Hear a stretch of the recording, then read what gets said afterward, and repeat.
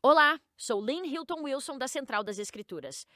Nos esforçamos a defender o livro de Mórmon e as Escrituras restauradas. Convidamos vocês a entender a história da igreja e convidamos Janice Johnson, uma estudiosa experiente, para falar sobre questões complexas.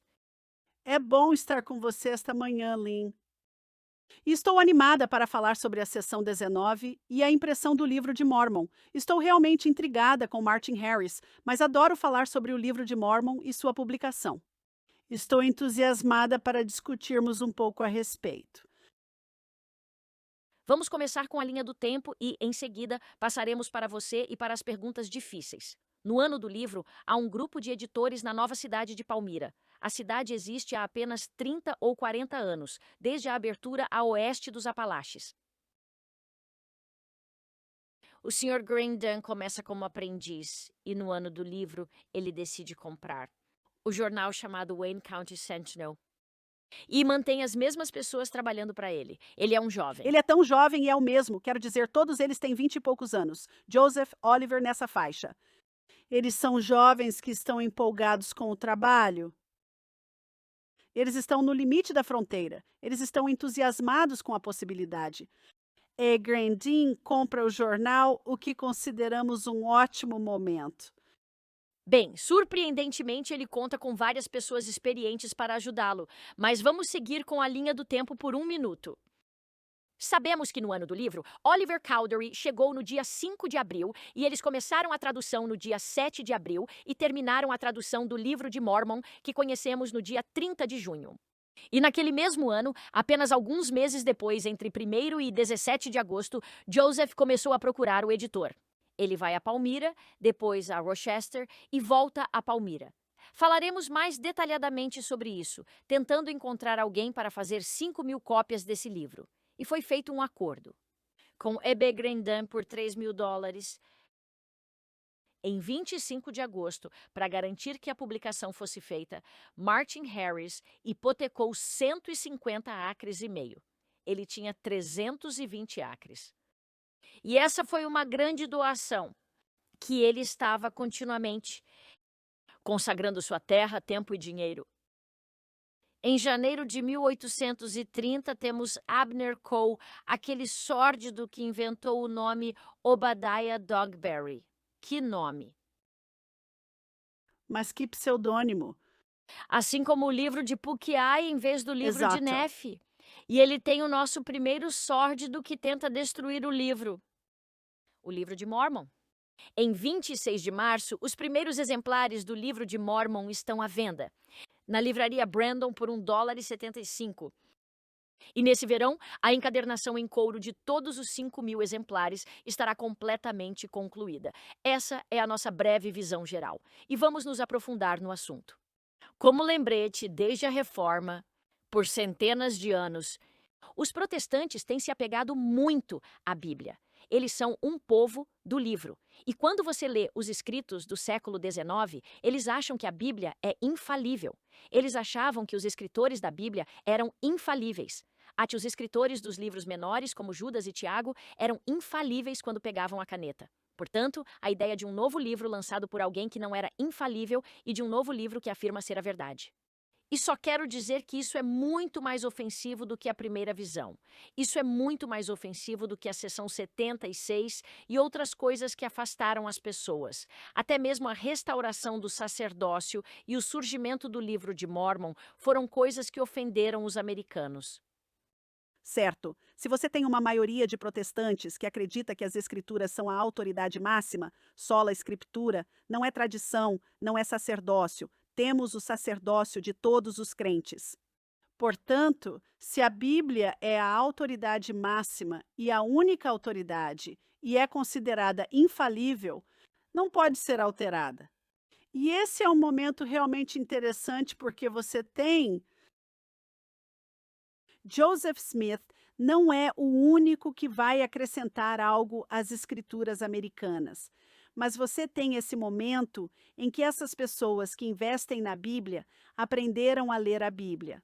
Provavelmente a maioria dos americanos nesse momento tem uma Bíblia em casa, ou provavelmente aprenderam a ler com a Bíblia.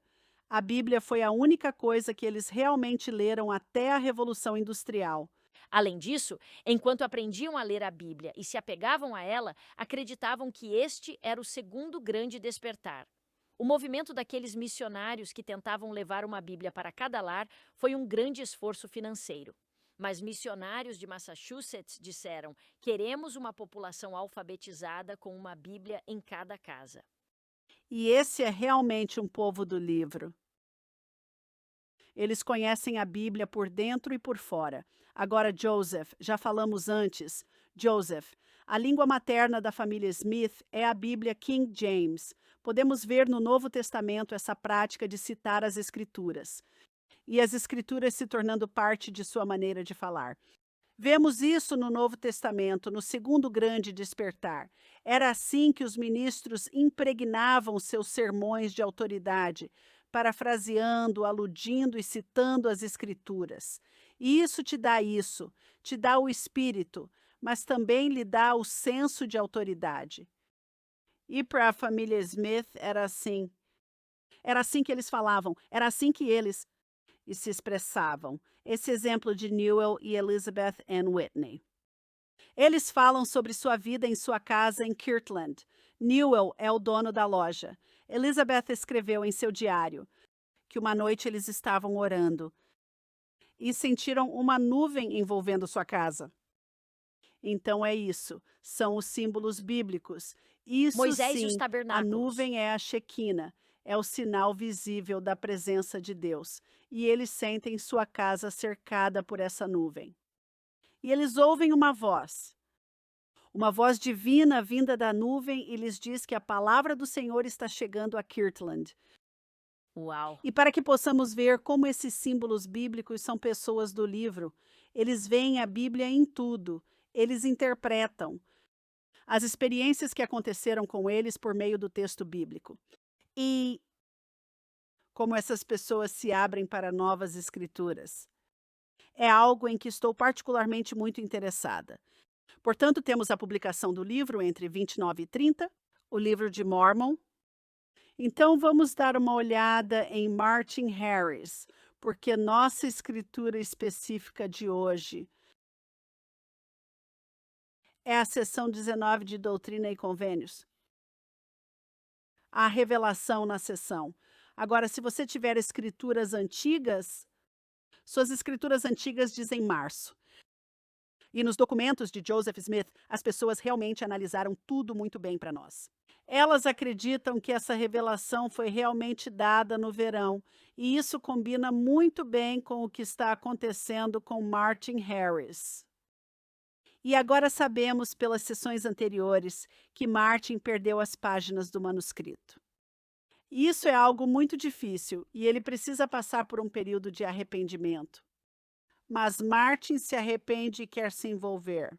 Realmente, essa mensagem era necessária. E acho que para mim é uma mensagem à qual recorro com frequência para entender a expiação, porque ela não apenas fala com Martin, mas com todos nós sobre a necessidade de nos arrependermos e recebermos a expiação. Nós temos essa conversa posterior que Joseph Knight Sr. registra em sua história. Em março do mesmo ano, eles estão viajando para Manchester. E ele registra essa conversa entre Joseph e Martin. E Martin diz: quero um mandamento. E Joseph diz: você já tem um. E ele está se referindo a isso, o que temos na seção 19. E eu acho que olhando para a progressão, se olharmos para as revelações relacionadas à perda daquelas páginas, na seção 3, Martin Harris é um homem perverso. Agora, ele ainda não foi nomeado. O Senhor não diz, meu filho, Martin Harris, como ele começa, como temos um início de muitas revelações, mas ele não é mais o homem perverso. Na seção 10, que foi alguns meses antes desta, ele é apenas aquele homem em quem agora confiava como o Senhor falando a Joseph. Mas ele também nos dá essa bela exposição sobre a A expiação. expiação, sim. E temos o único lugar nas Escrituras onde o próprio Senhor está descrevendo sua expiação e seu sofrimento. É em primeira pessoa. E eu sofri tanto no corpo quanto no espírito. E acho que não podemos nos esquecer de como isso é extraordinário. O fato de termos o Senhor, o Salvador do mundo, ou nessa revelação descrevendo o seu próprio sofrimento. Eu só quero Pausa colocar. de 1 minuto nesse versículo, de que diz que você terá que sofrer a menos que se arrependa. Mas eu já sofri por você. Não quero que você tenha que sofrer. Quando olho para isso, vejo a diferença entre tomar o cálice do sacramento e buscar uma purificação, versus a ideia do Getsemane e de uma prensa de olivas. O Getsemane, onde ficavam os pomares de oliveiras, onde a prensa está lá e você tem de esmagá-las e adicionar os pesos e a água e está esmagando, destruindo aquele pedacinho de fruta para obter uma gota de óleo, de precioso óleo.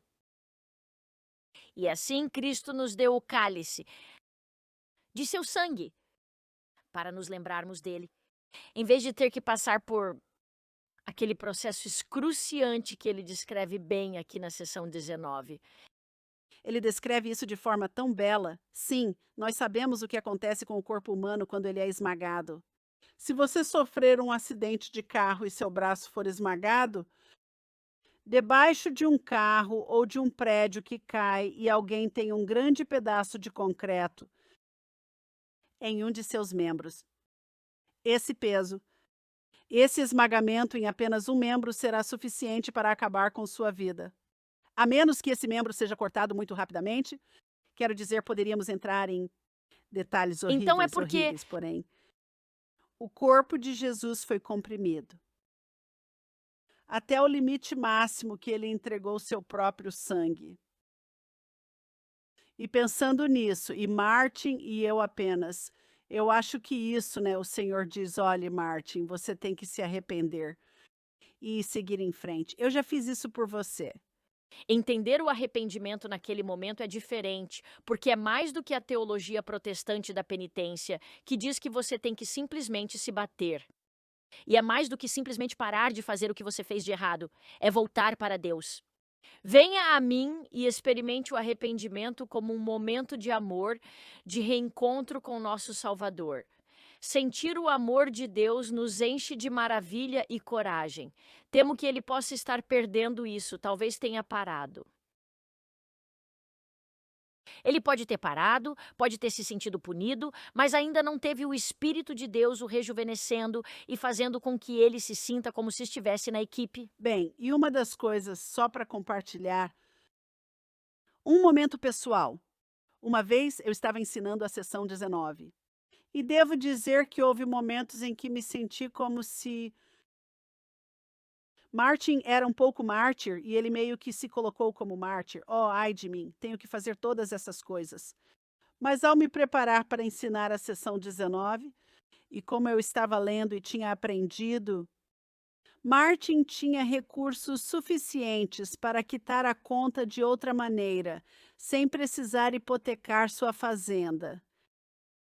Mas eu senti o espírito dizer claramente: Martin fez o que eu pedi que ele fizesse. Que não era ele que estava dizendo: ah, vou ter que perder a maior parte da minha fazenda. Mas foi o Martin. E acho que isso sinaliza o quanto Martin mudou e foi transformado por meio dessa expiação. Ele está cumprindo exatamente a ordem divina, embora houvesse talvez uma maneira menos dolorosa de fazer o mesmo. Ele cumpre o que é pedido e não há necessidade disso. Ele hipotecou toda a propriedade, recebeu o dobro do valor e, mesmo assim, faz o que o Senhor pediu. Isso é exatamente o que Joseph aprendeu durante os 10 anos de tutoria antes de fundar a igreja. Ele está aprendendo a obedecer com exatidão.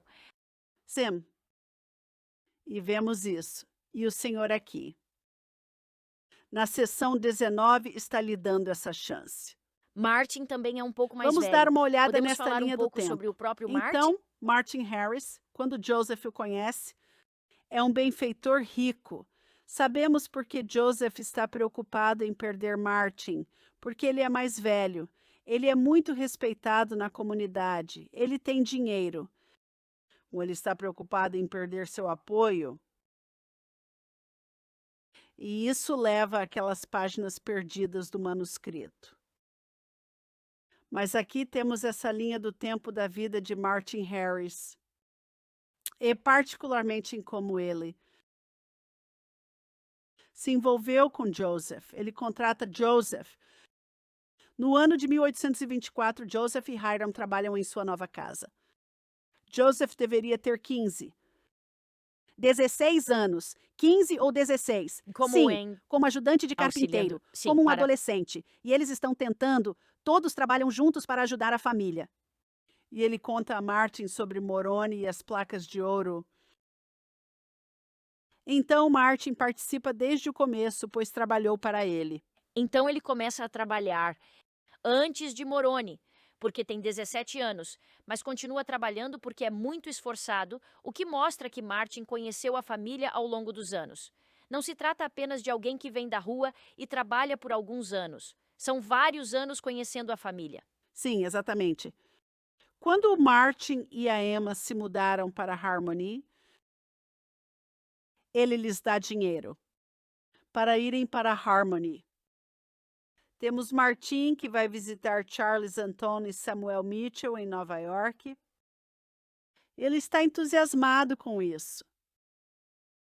Todas essas coisas acontecem, e então, quando o livro de Mormon é finalmente traduzido, temos o Martin. Eles têm que ser capazes de pagar pela publicação do livro.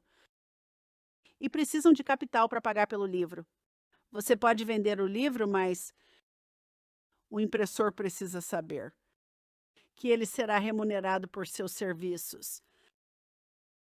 E a impressão, neste momento, ainda é um setor artesanal. E esse é um grande risco para Grandin.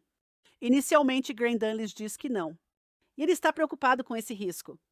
Mas depois que a outra gráfica de Rochester se interessou, Grandin parece ter se convencido. Grandin se sente mais confortável com a ideia. Joseph traz Martin pela segunda vez, e não é apenas a proximidade. O Sr. Marshall em Rochester custava 2 ou 3 vezes mais. Ele sabia que Joseph estava desesperado e por isso aumentou o preço. E não é só isso, sinto que o Sr. Grandin foi mais honesto e a localização faz uma grande diferença Não, em um isso dia e idade em que você está a pé. apenas, sim. Martin está envolvido nisso desde o início. E ele fica no seu escritório e ele está ajudando junto com Oliver e os 10 funcionários. Editor, estagiários, aprendizes, na seção 19, versículos 34 e 35. Dá uma porção de teus bens, sim, parte de tuas terras e de tudo, exceto o sustento de tua família. O Senhor está dizendo: veja, você ainda tem algo para sustentar essa família. Ele já deu à Lucy cerca de 90 acres, então uma parte disso. Mas no 35, paga a dívida contraída com o impressor. Livra-te da servidão. Grandin não se importa com o fato de Martin estar envolvido. Ele sente que tem uma promessa aqui. Mas, na verdade, há a questão de como isso será feito. E isso leva diretamente a Martin. Hipotecar a fazenda, então, hipotecar essa parte da fazenda para que a conta possa ser paga. Também estou comovida de que, após pagar a conta, a próxima mensagem é: tudo bem, vá pregar para que tenha o espírito. Né? Ele ainda está em cativeiro porque não obedeceu completamente. Então agora ele vai poder ter uma voz onde pode ter o Senhor com ele, e bendito seja o nome do Senhor Deus. Sabe, eu adoro o momento desses versículos. Muito importante quando olhamos para ele em um E contexto podemos histórico. usar a linguagem da escravidão como uma dívida. Mas o pecado também é escravidão. Portanto, acho que há um duplo sentido nisso. Que há uma dívida monetária física real. Mas também que Martin precisa se arrepender. E o Senhor diz aqui: aqui está esta oportunidade para falar livremente. Clamando: Hosana, Hosana, bendito seja o nome do Senhor Deus. Isso não é lindo? É, Veja, você tem essa oportunidade de sentir o espírito, de compartilhar isso e de ser lembrado do motivo pelo qual isso é tão importante. E Já se Martin, tornou uma testemunha. Por meio do anjo Moroni, virando as páginas do Urim e Tumim da Liahona, das placas de ouro. Sinto que ele é uma ótima pessoa para sair e pregar, mas não pode fazê-lo enquanto não cuidar dessa responsabilidade financeira. e depois os versículos que se seguem. Então, do versículo 38 a 41, ora sempre e derramarei meu espírito sobre ti. Lembrando Martin que essas pequenas coisas o ajudarão a continuar a se sentir confiante. Talvez a mudança em março de 1830 entre Joseph e Martin nos mostre que isso não é apenas nem todas as suas preocupações desapareceram a essa altura. Ele ainda está preocupado com as coisas. Mas o Senhor diz: veja, essas são as coisas que vão ajudá-lo a se sentir confiante nessa decisão que você tomou e o ajudarão a se lembrar por que ela é tão importante. Ora sempre e derramarei meu espírito. Podes ler isso sem encheres de alegria o coração? Ou podes tu continuar a andar como um guia cego?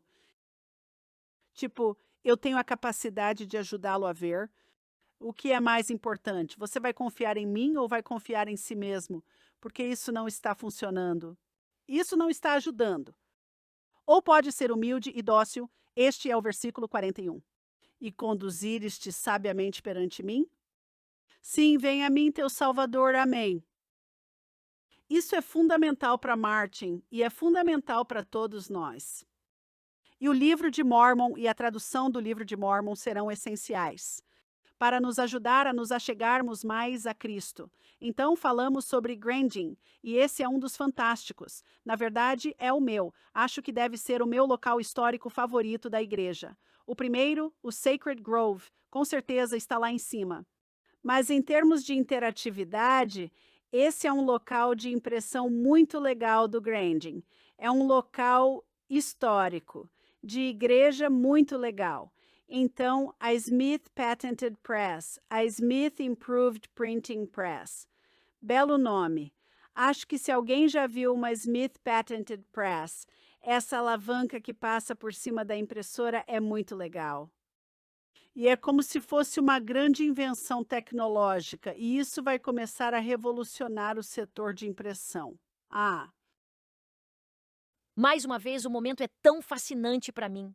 O tempo do Senhor mostra o milagre do Senhor. E essas prensas de impressão estavam disponíveis, mas a ideia de que essa pequena indústria caseira em Palmyra, Nova York, esse pequeno vilarejo, é capaz de sair e comprar o estado da Arca. Esse é o Rolls-Royce da época. E aqui ele o adquire apenas 5 meses antes, de modo que eles já aprenderam a usá-lo. Eles estão se aprimorando e o trabalho está sendo feito com mais eficiência. Eles estão melhorando e Joseph está lá com um enorme pedido de 588 páginas. E eles estão preparados para fazer. Eles têm a capacidade de fazer isso. Quero dizer, basta pensar na diferença entre puxar uma alavanca e usar um saca-rolhas em cada página. Não há como. Antes de obter essa impressora, eles poderiam imprimir 5.000 cópias. Agora, 5.000 exemplares ainda serão um número significativo, para que eles realmente consigam fazer 5.000 cópias. Mas nos próximos 20 anos, a história da imprensa nos Estados Unidos mudará completamente. À medida que avançamos na industrialização, mas essa é uma grande mudança. Que essa imprensa artesanal, que essa pequena, eles têm uma prensa. Que eles possam produzir 5.000 livros, 5.000, quase 600 páginas, e eles começaram no dia 17 de agosto. E terminaram em março. Eles começam a produzir os livros em agosto e terminam em março. Os livros são colocados à venda em março, após a impressão e encadernação. Durante esse tempo, eles continuam imprimindo outras cópias. O trabalho físico é intenso, com 6 dias de trabalho por semana, pelo menos 11 horas por dia. Se olharmos para o manuscrito do livro de Mormon, há muito pouca pontuação. E toda a pontuação, quase toda a pontuação, a maior parte da pontuação que vem do número 1 da nossa lista da equipe de Grandin, que é John Gilbert. Foi ele quem pontuou a primeira edição do livro de Mormon.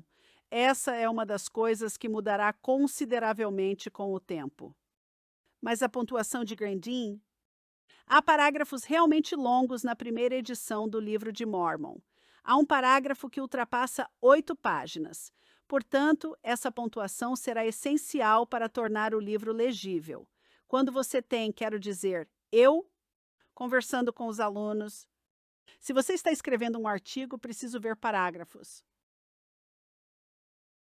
Não consigo lê-lo sem parágrafos. Os parágrafos são úteis. Pontos finais. Frases, essas coisas nos ajudam a nos comunicar. E o trabalho de Grandin aqui para acrescentar, agora temos outras pessoas que estão ajudando com esse trabalho, com todo o processo. E Oliver e Martin, porque começam a trabalhar com eles.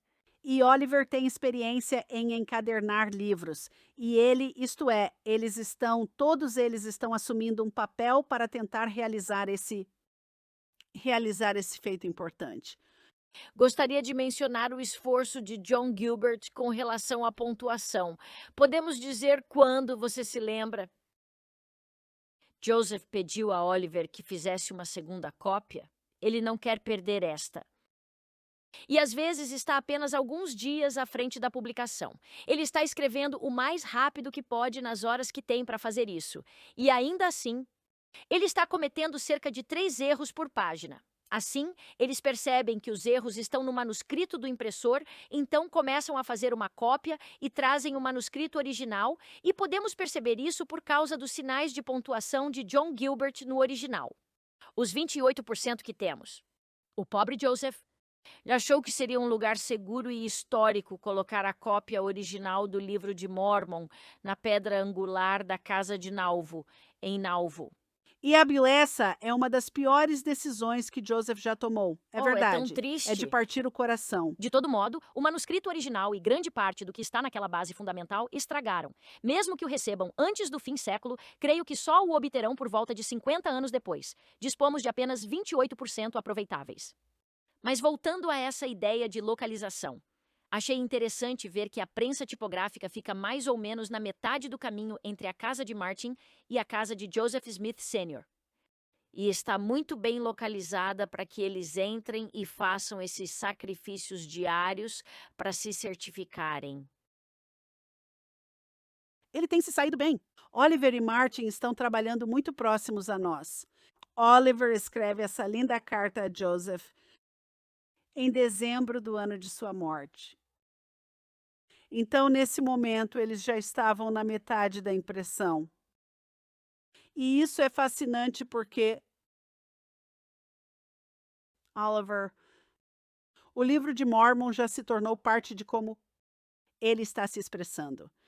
E ele tem uma série de citações diretas, todas da primeira metade do livro de Mormon em que eles estavam trabalhando. E é interessante porque ele está escrevendo para Joseph para lhe dar uma atualização sobre a impressão de como está indo. Mas depois ele se volta para seu estado espiritual. E ler isso primeiro e estar tão concentrado nessa primeira metade do livro de Mormon fez com que ele pensasse sobre seu próprio estado espiritual. E o livro de Mormon já se tornou parte de como ele fala sobre si mesmo quando está diante de Deus. E é muito bonito ver que não se trata apenas do trabalho logístico e físico, mas também de um trabalho espiritual. E Oliver, que viu essa tradução milagrosa, esses dias nunca serão esquecidos. Mas como ele está repetindo a linguagem do livro várias vezes, isso se torna parte de como ele se expressa. E como ele depois descreve seu estado espiritual perante o Senhor.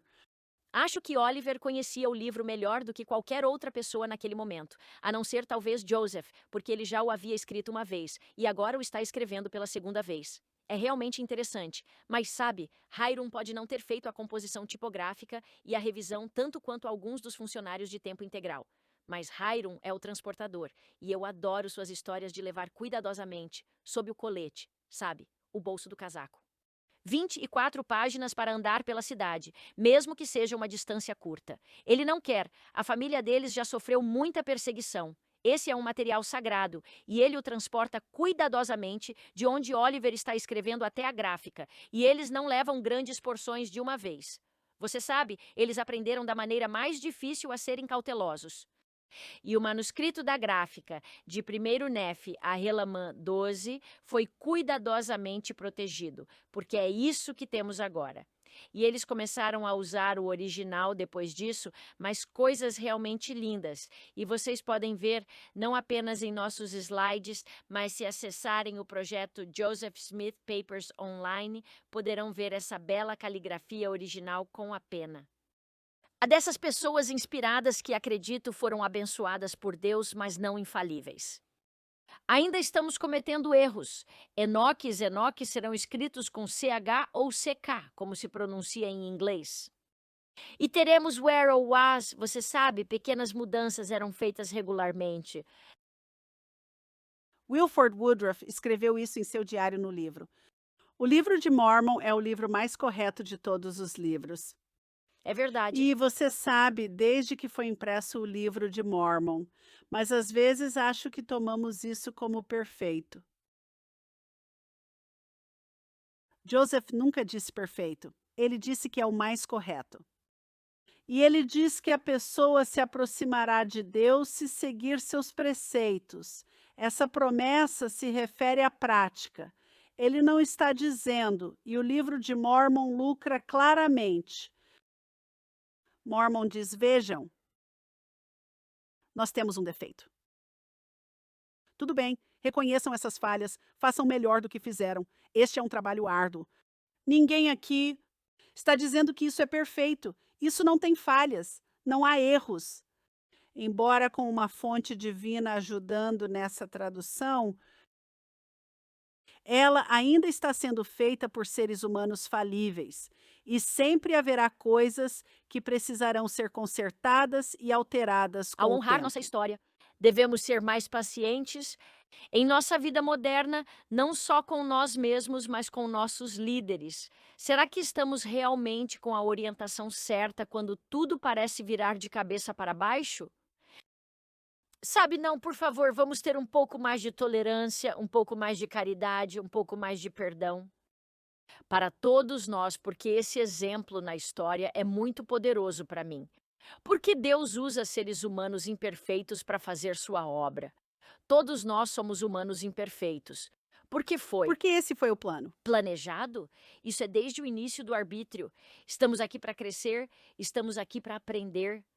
E acho que é absolutamente imperativo entender isso na história da igreja para poder dizer. Aí tivemos o mesmo problema no Velho Testamento. E tivemos no Novo Testamento, temos o mesmo problema desde a restauração. Nenhum de nós é infalível. Todos nós somos seres humanos limitados. E como disse o Elder Holland, como diz agora o presidente Holland, isso deve ser terrivelmente frustrante para Deus, mas ele é paciente com isso. Então, por que não podemos ser mais pacientes uns com os outros? Ter essa graça e essa paciência uns com os outros. Para mim, acho que é uma coisa linda ver o Senhor trabalhar por meio de seres humanos imperfeitos e limitados, Amém. porque eu sei que sou.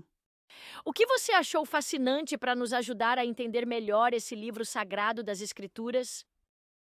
Pois acho que às vezes a comparação e a análise de diferentes edições são úteis para nós, porque aprendemos algo sobre esse processo tão humano. E atualmente sou diretora de aquisições da Deseret Book. Eu mesmo já publiquei alguns livros. E sei que não há nenhum livro publicado que não tenha pelo menos um erro de digitação. Não importa quantas pessoas olhem para o livro e com que cuidado elas o examinem, mas sempre há algo que está errado. E agora temos computadores, IA e verificação ortográfica. E muitas outras coisas para nos ajudar no processo, mas ainda assim, sempre há algo. Agora você já viu muitas cópias e me disseram que não conseguiram encontrar duas cópias exatamente iguais, porque toda vez que precisavam imprimir uma folha ou a assinatura, talvez encontrassem um pequeno erro e a reviravam ou algo assim. Sim. Isso é verdade? Bem, então, uma vez, e isso é o que Royal Skousen nos diz, que ele viu, eu vi. Eu vi alguns, mas não acho que tenha visto tantos quanto Royal viu. Bem, mas ele teve mais tempo. Olhando o texto, estou mais interessada em como as pessoas usam o livro. Me interessa o que as pessoas acrescentam ao livro. Esse é o meu maior interesse, mas Royal dirá que nunca viu um que fosse igual porque, sim, eles imprimem uma assinatura. Quero dizer, eles estão fazendo isso em assinaturas, mas imprimem uma página. Eles não querem desperdiçar esse papel. Portanto, mesmo que façam uma correção, eles ainda usarão o original, a primeira peça, a primeira folha de papel que foi impressa. Portanto, podem haver alguns erros. Vamos fazer um pouco de vocabulário. Agora todos vocês serão aprendizes no processo de impressão. Uma impressão incluía 16 páginas. E a impressão de hoje ainda tem 16 páginas. Eles as dobram e depois podem cortá-las em 16 páginas. Mas você tem que colocá-las nesse bastão e está colocando cada palavra de trás para frente e de cabeça para baixo. Quero dizer, como disléxica, eu nunca conseguiria fazer isso. Já tenho Então, muita você tem dificuldade 8 agora. páginas na frente e 8 páginas no verso. Então, essa é uma folha de impressão. Ou seja, você corta as páginas e as dobra, o que resulta na assinatura dessas 16 páginas. Mas sim, esses tipógrafos, essa é uma habilidade extraordinária, nós perdemos. Perdemos a maior parte disso com a impressão digital, que não precisa mais ser feita de trás para frente. Mas esses tipógrafos, como John Gilbert, faziam um trabalho realmente notável, pois conseguiam ter todos esses pequenos pedaços de tipos e juntá-los. Agora, quando falamos sobre o processo do Livro de Mórmon e como o Livro de Mórmon muda de edição para edição, também vemos algumas dessas novas tecnologias entrando na impressão. Uma vez que é possível fazer uma placa de estereótipo, basta fazer a composição tipográfica uma vez. Em seguida, eles definem a chapa e pronto. Portanto, mais tarde, imprimir mais cópias será muito mais fácil. Mas nesse período inicial, é preciso digitar cada página individualmente. Portanto, eles vão querer fazer tudo o que puderem com aquela impressão antes de ter de Apenas fazê-la John Gilbert e novamente. alguns funcionários. Temos registros de funcionários de tempo integral explicando que Oliver Cowdery pegava a haste e escrevia 10 páginas, segundo eles. E isso significa que normalmente leva-se 3 dias para fazer uma assinatura. Oliver estava extremamente envolvido e isso lhe deu uma experiência maravilhosa para o futuro, quando ele poderia ajudar a publicar jornais para a igreja. Aqui estão alguns exemplos que podemos ver sobre isso. Com diferentes edições, desde o original até o manuscrito impresso, pressionando ou sentindo, e quando falamos sobre o sonho de Leí. Em 1 Nef 12, temos que a espada torna-se a palavra de justiça. Agora, ambas as coisas podem Mas funcionar. acho que um é um erro de visão e o outro é um erro de audição ou de memória, porque a palavra espada e a palavra, você pode ver que ele está copiando algo e está olhando para 3 ou 4 palavras ao mesmo tempo enquanto passa de um manuscrito para o outro. E posso ver que isso seria apenas um erro de visão. Mas a pressão e o sentimento, eu posso ver que se ele tivesse ouvido, eu vi outras multidões avançando seu caminho em direção ao grande e espaçoso edifício. Então, ele percebe que as multidões estão atrapalhando seu caminho. Posso ver como tudo muda quando jogamos aquele jogo infantil de recitar algumas palavras e ver o resultado. Quando tento copiar algo na minha vida, digo uma frase em voz alta, até mesmo um número. Muitas vezes, quando recito um número em voz alta, erro quando chego a um número maior ou frase mais longa. Achamos que vamos nos lembrar e às vezes o resultado é muito diferente. Portanto, esses herdeiros são um ótimo exemplo da falibilidade do processo, mas acreditamos que Deus está supervisionando o processo e que muitos deles foram capturados e alterados ao longo do tempo.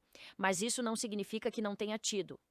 Precisou ser editado na edição de 1835 e editado na década de 1840. Joseph fará uma série de alterações que serão incorporadas na edição de 1840. É interessante notar que algumas dessas alterações serão perdidas porque a edição de 1840, que foi publicada na Grã-Bretanha e em Manchester, usará a edição de 1830. Portanto, algumas das mudanças que foram feitas na edição de 1840 não as veremos novamente até 1981. E algumas delas só quero voltar ao Oliver mais uma vez para defender sua ortografia. Não há padronização.